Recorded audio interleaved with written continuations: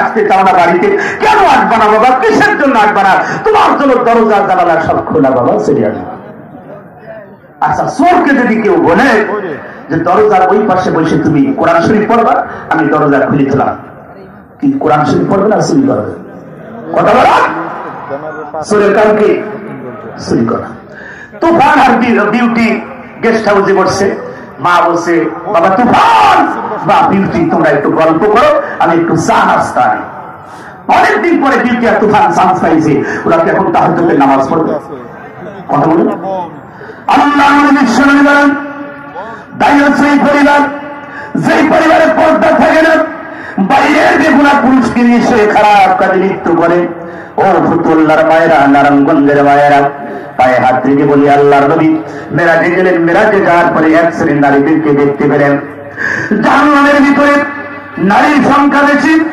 আল্লাহর নবী দেখলেন এক শ্রেণীর নারীদেরকে কোটের সাথে বসিবা দিয়ে ঝুলে রেখেছে। নারীগুলো এত চিৎকার দেয়, আল্লাহর নবী বললেন জিবরাইল, এই নারীগুলো কারা? জাহান্নামের ভিতরে ঠোঁটের সাথে বসি বাঁধানো। জিবরাইল, এই নারীগুলো কারা? জিবরাইল আমি চোখের পানি ফেলে কান্দি।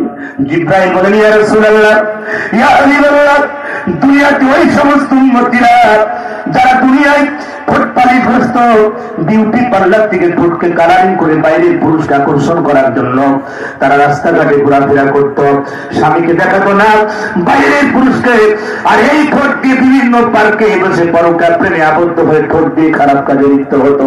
স্বামীর অজান্তে স্বামীর সম্পদ চুরি করে ভক্ষণ করত। আল্লাহর নবী চোখের পানি ফেলে হাওমাও করে করে ফেললেন, জিবরাইল আমার উম্মতিদের এত কষ্ট দেওয়া হবে না জিবরাইল। সঙ্গে সঙ্গে জিবরাইল বলে ইয়া রাসূলুল্লাহ, ইয়া হাবিবাল্লাহ, আরেকটু সামনে অগ্রসর হন। নবী আরেকটু অগ্রসর হলেন, দেখতে পেলেন আরেক শ্রেণী নারীদের জাহান্নামের ভিতরে স্তনের সাথে জাহান্নামের বর্ষি বাঁধিয়ে ঝুলে রেখেছে।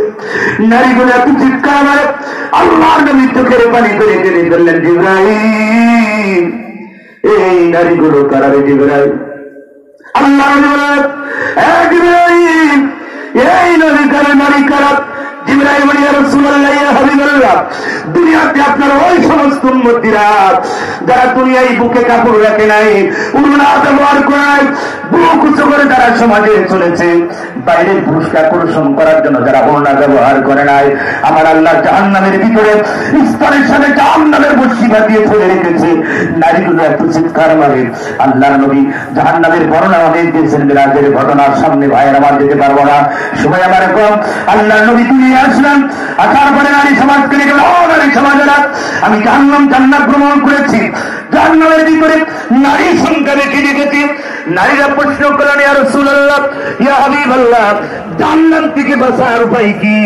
আল্লাহর নবী বললেন, সঙ্গে সঙ্গে নারী সমাজেরা তোমরা শোনো, জাহান্নাম থেকে বাঁচার উপায় 5 ওয়াক্ত নামাজ পড়ে রমজান মাসে রোজা রাখবে, পর্দা মেনটেন করবে, স্বামীর জায়েজ কথাগুলো শুনবে, আর আল্লাহর পথে বেশি বেশি তোমরা দান করবে, কারণ দানের বিনিময়ে জান্নাতের পথ প্রসার হয়। করে বলুন সুবহানাল্লাহ, লা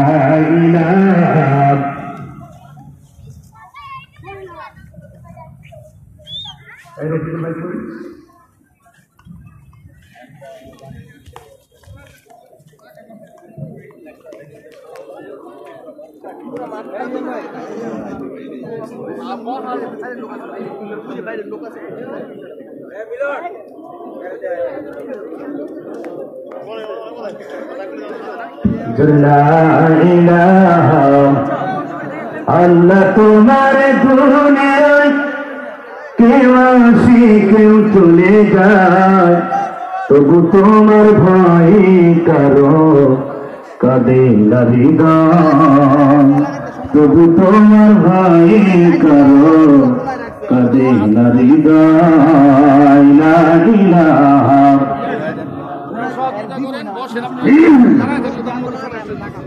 লা ইলাহা ইল্লাল্লাহ মুহাম্মাদুর রাসূলুল্লাহ সাল্লাল্লাহু আলাইহি ওয়াসাল্লাম। আমার ভাইয়েরা, পৃথিবীতে কেউ কারণ নাই।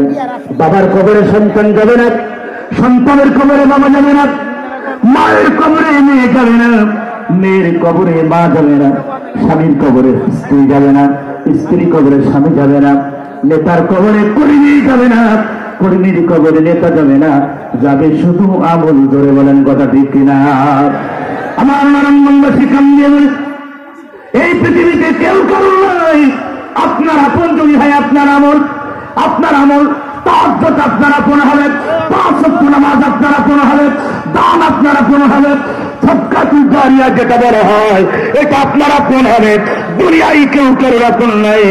আপনি যদি মারা যান, যারা অভিভাবক, যারা পিতা, এখন যদি মারা যান, আপনার সন্তান তাড়াতাড়ি চলে যাবে ফতুল্লার বাজারে, তাড়াতাড়ি কাফনের কাপড় আনবে, তাড়াতাড়ি গোসলের ব্যবস্থা স্ত্রী করবে। কই প্রতিবেশী তোমরা কই?